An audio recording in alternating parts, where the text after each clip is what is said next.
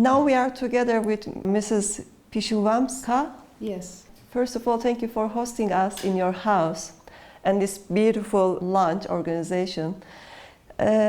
Polish food is one of the most delicious cuisines in Europe. How would you describe Polish cuisine? Polish cuisine is have a lot of colors because of a lot of tradition in our country. So I think that Polish cuisine was a part of our tradition and our speciality in time and in problematic times, for example, because for Polish people very important is sitting, eat and speak about the most important things in our country. So the table lunches or dinners were important issues. Table discussion about the most important things. So this cuisine is an element of our political discussion. And it's based probably on meat, a little bit of on fishes, yeah, but a lot of meal products. I mean, this pierogi or things like that is a lot of because of very I think many tradition in our country. Because Poland was divided in two parts: Prussia, also Germany, Russia, and Austria. Three parts. And these three parts and Gdańsk. So it was a special tradition because of Kashuby. There's a region in different Poland. Kitchen, so different I language. said divided in four parts, and this part has special cuisine. So it is very rich cuisine. Yeah, that's right. We can call it. Do you like cooking? Very. I like cooking, but I don't have time to at do the moment. it. But But she had a lot of course. time in our past life. Life is I mean, the past, as we were younger, as we were, for instance, in Heidelberg, as I was a scientist there, and we had a lot of guests, and my wife cooked at the time, and they were very happy, very satisfied with what they got. Because cooking, it's an art. I see it in art. You can. And she learned a lot from Italian colleagues. We had Italian friends, and she always, as we were in Rome, for instance, I put some ideas from Italian kitchen into Polish kitchen.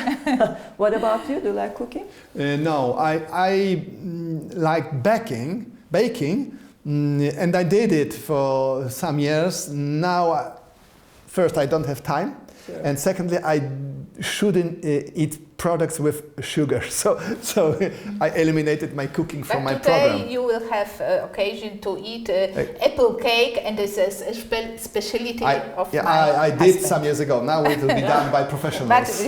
Should we taste a little bit? Of course. Yeah. What we are eating now?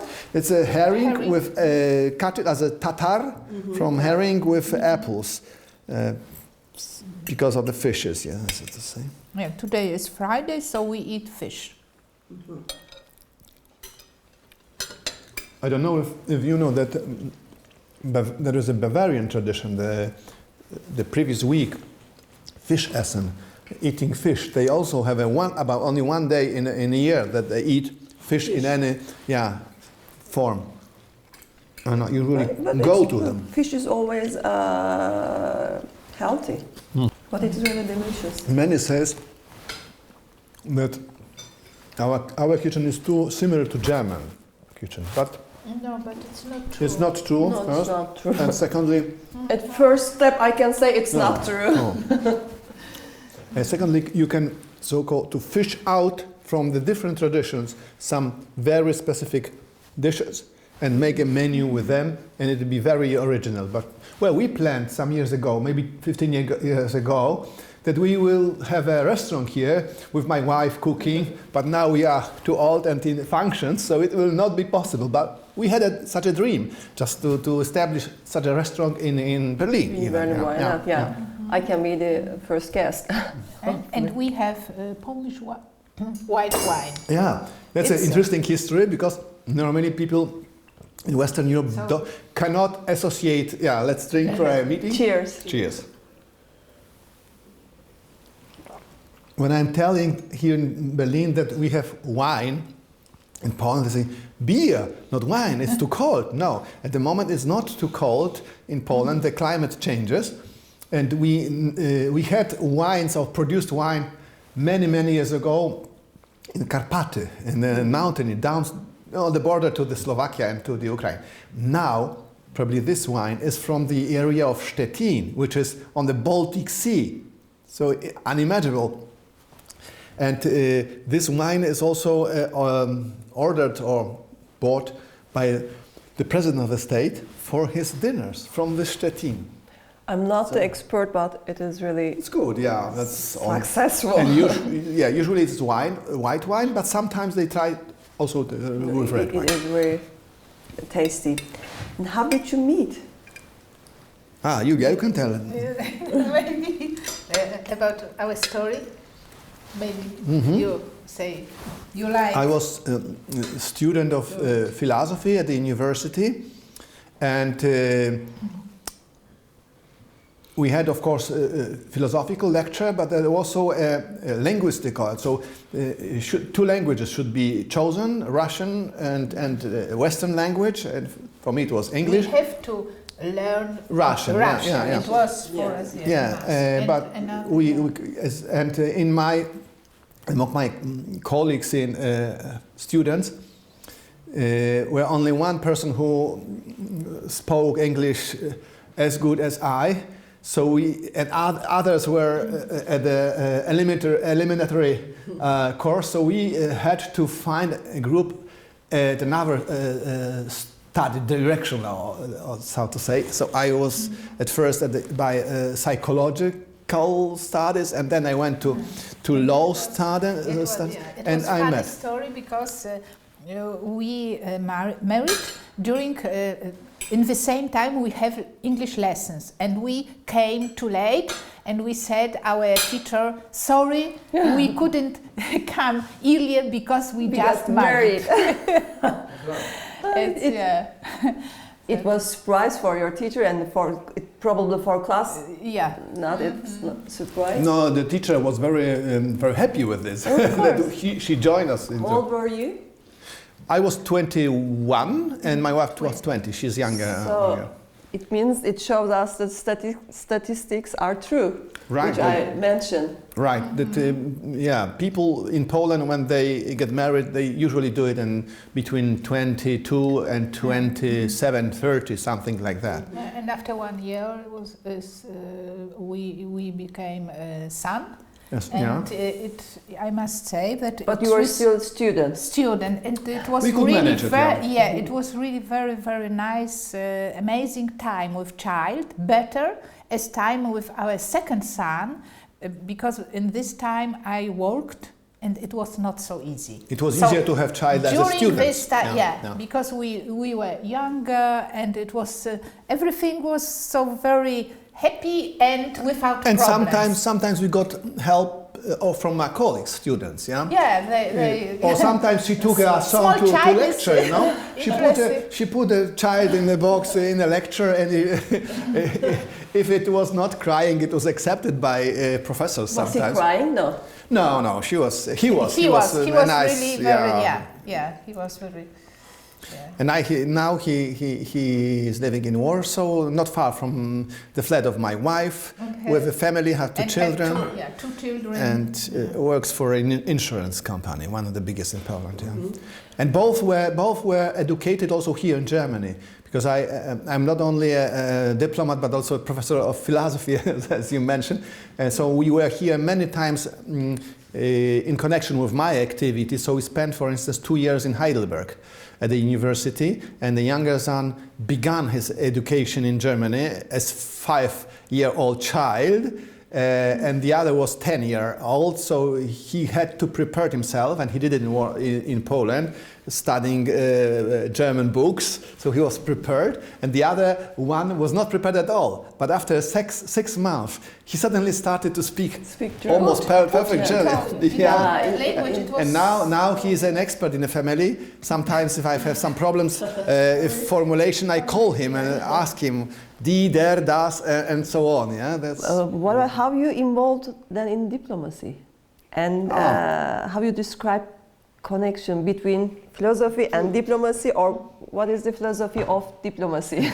Two different questions. The first is, it could be answered in that way, that after coming from Heidelberg, it was 92, if I'm not wrong, I habilitated myself as a kind of level after doctorate, so preparation for being a professor, and I had the feeling that academics don't import, they don't have any influence on the society. And suddenly my wife read an advertisement in the paper that the director of a Polish institute could be chosen. And I went to this, how to say it, interview.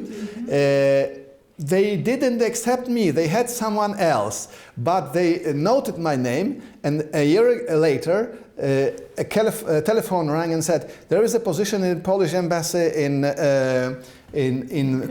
Cologne, because we had embassy not in Bonn, but in Cologne, a position of a scientific attaché. Okay, so we went for 5 years. My wife at the beginning as just a wife, but after some months the general consul looked at her. She's a judge, so she could work for us, but she has to pass the exam. So she went for 2 months to prepare herself for being in consul, and she came back and worked 4 years with me as a consul in a different department. So that's something what was important for nowadays position, because the government looked for somebody who is a professor of university and have some connection to Germany, but at the same time have some experience as a diplomat, because it's so that's the reason for decision for me. And the second question, well, I try to use philosophy in my discussions. So it's very useful. Recently, a week ago, there was a conference on Europe, huge one, 2 days, in MDR, Mitteldeutscher Rundfunk. And among others, among participants, there were ex-Prime Minister of Saxony, or Elmar Brok, one of the most important politicians in the European Parliament, a lot of important persons. And I was in a discussion about media, and suddenly I started to quote Hegelian vision of a good society, just to in this moment to protect or to defend Orban, the president of Hungary, who was attacked as an idiot that produces illogical things. This notion, for instance, of illiberal democracy, everybody says it's not logical, he's a stupid guy. I said, no, he's an intelligent man, you should try to interpret what he means. And I said, there is 2 models of society. One is based on the individual freedom, which is an absolute, and the second one is based on the community, and individuals should be connected with this community. And the second model is in Hegel, and Orban tries to realize this model. And I think in Turkey is also the same model, and then also Hungary tries to make a kind of connection between individual freedom and the well-being of a society. And I think it's still, this Hegelian model is still, so sometimes I criticize German for being Kantian. They look at it and say, oh, we never read Kant, but you're Kantian because you absolutize this subject, subject. And from the absolutizing of a subject, there is a solution or the thesis that everybody in the world, let's say a person from Thailand, can say, I want to live in Germany. And German state cannot say, no, we don't like it, because this person has a right. And Kant would be maybe good for arguing this direction. And Hegel would say, no. Every country, after such a long tradition, have the privilege to say yes or no. And we are back to normality, thanks to people like Hegel.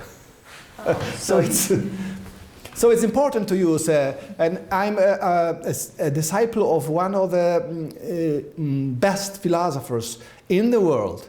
In the second part of the 20th century, his name is Hans-Georg Gadamer. He died 17 years ago. As he died, he was 102, and was himself disciple of Heidegger, Martin Heidegger. So, two most important German philosophers. I'm very proud of it.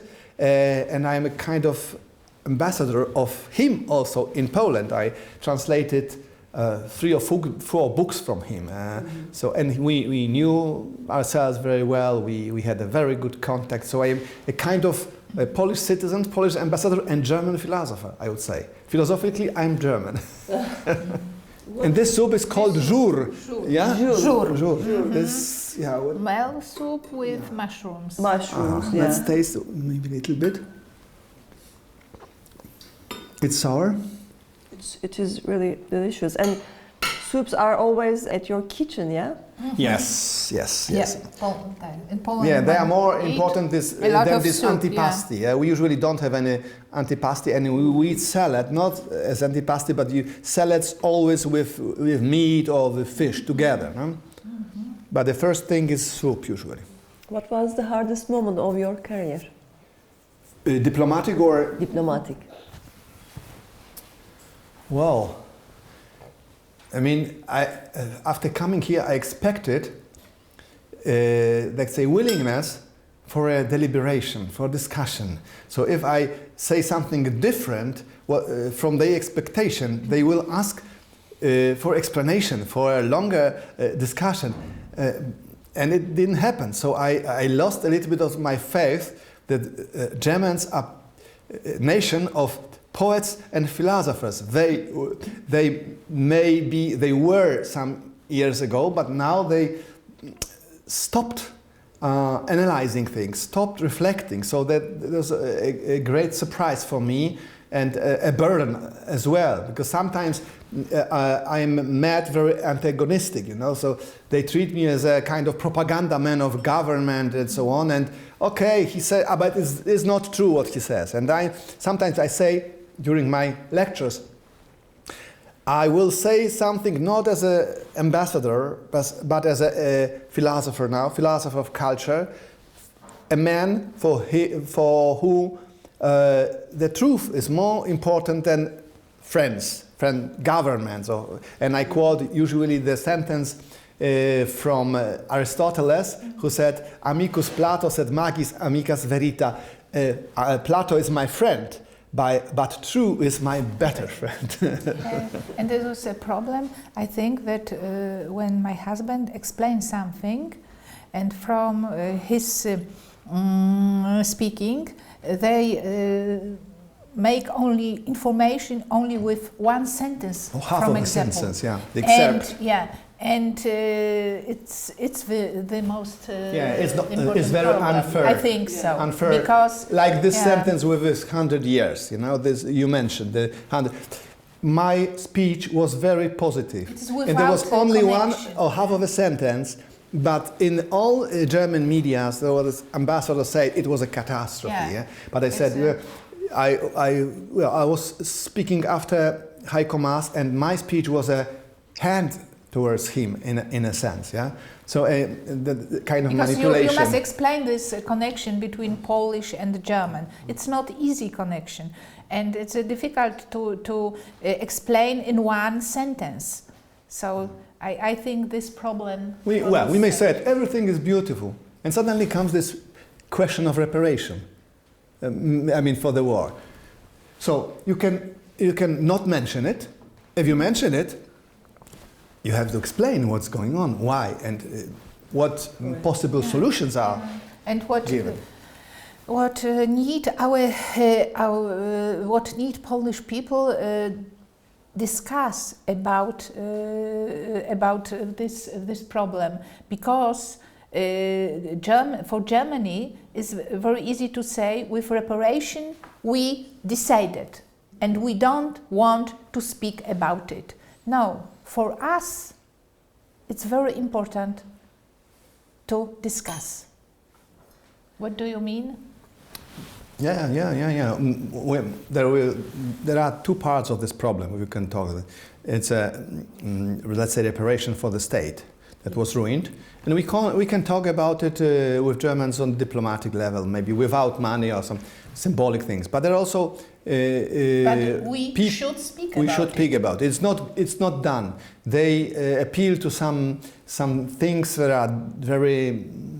I mean, the Germans to some regulation that are not connected with this, I would say.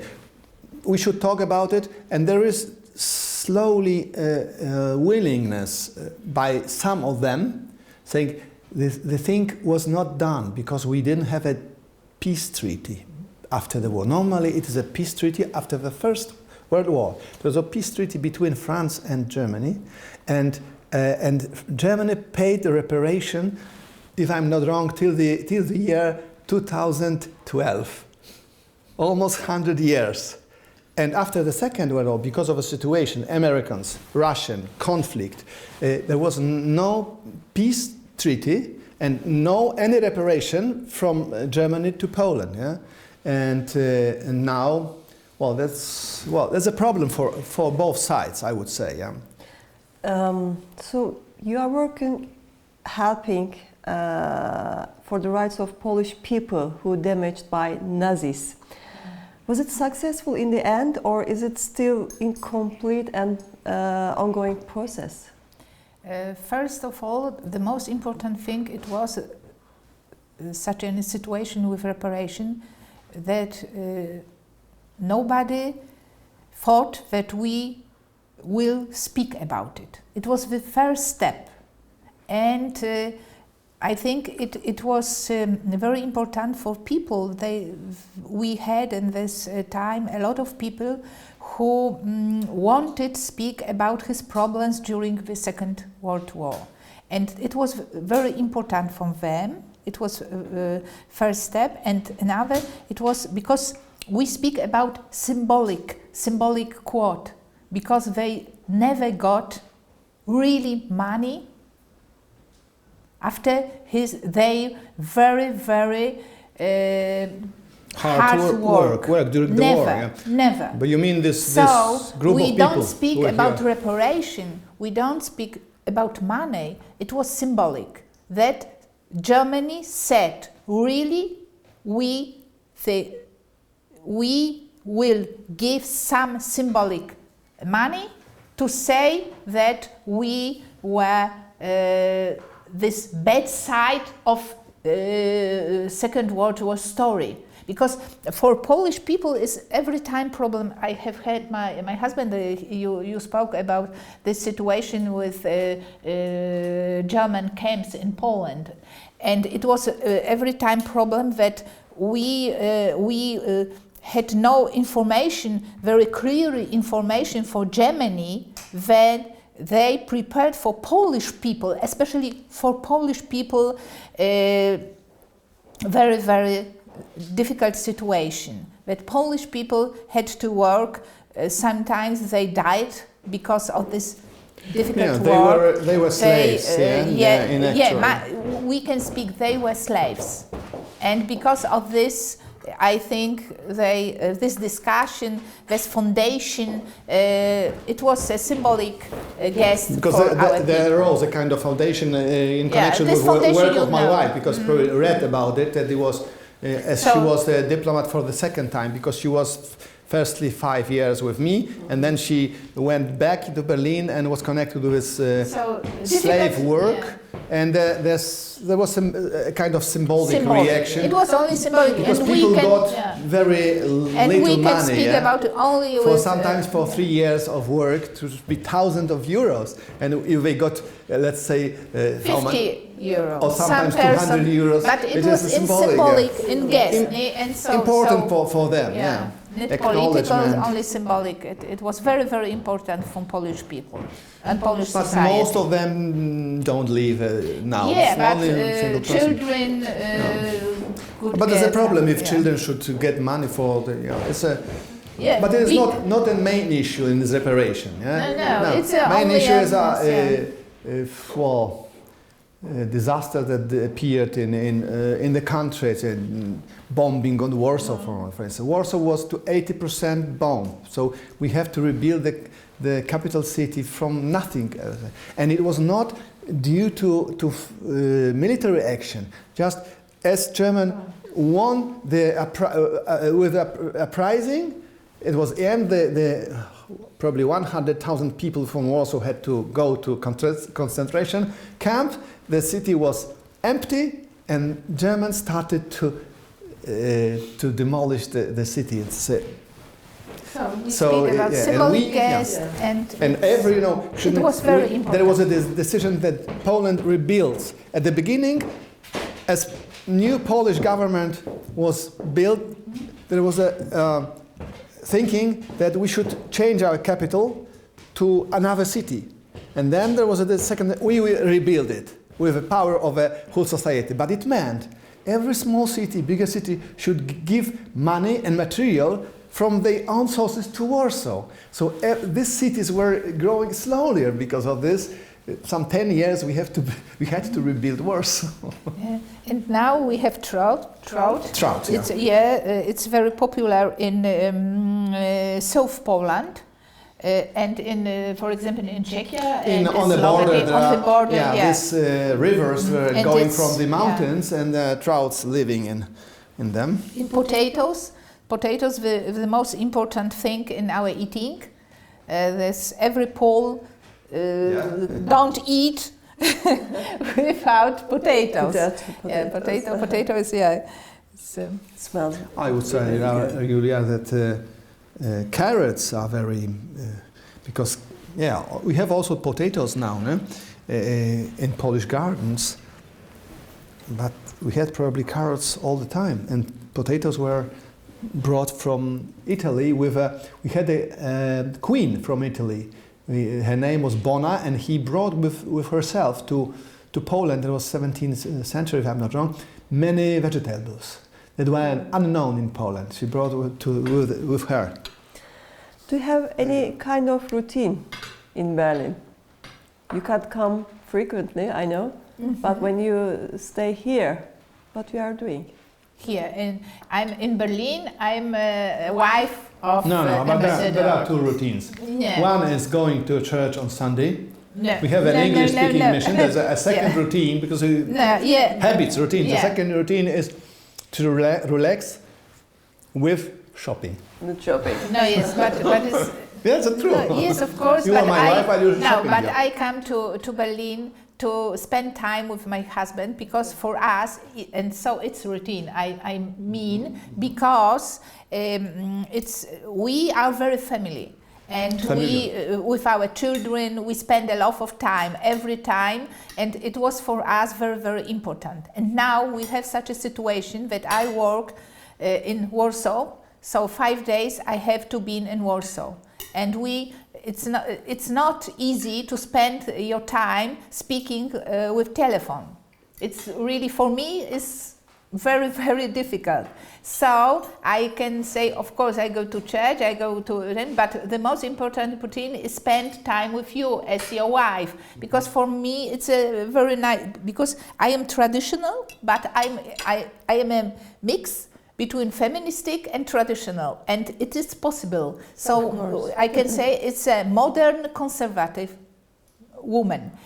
And for me, this part to be a woman, to be a mother, to be a grandmother is sometimes I can say the most important thing in my life.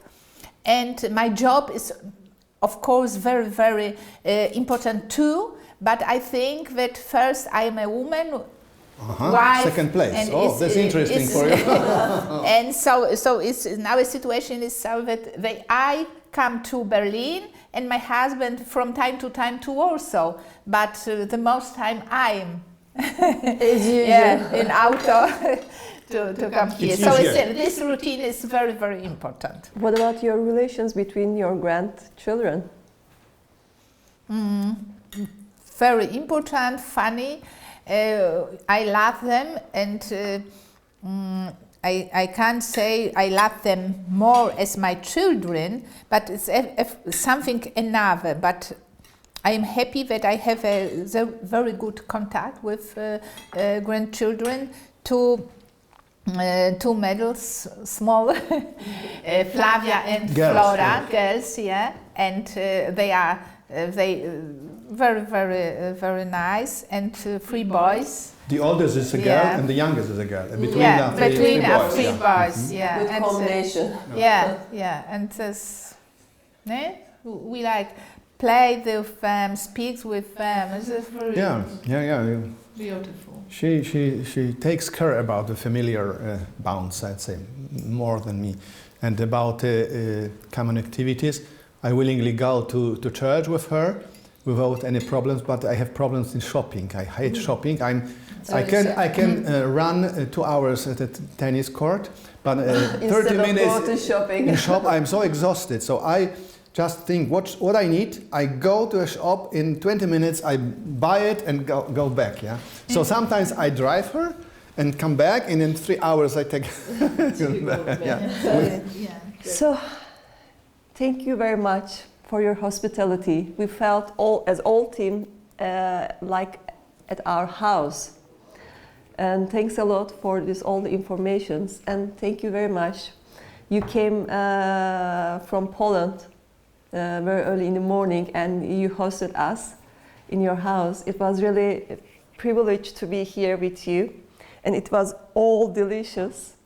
And we were very happy to be with you. And we are happy that Thank something you. like TV Berlin exists, because it's a kind of difference. It makes difference.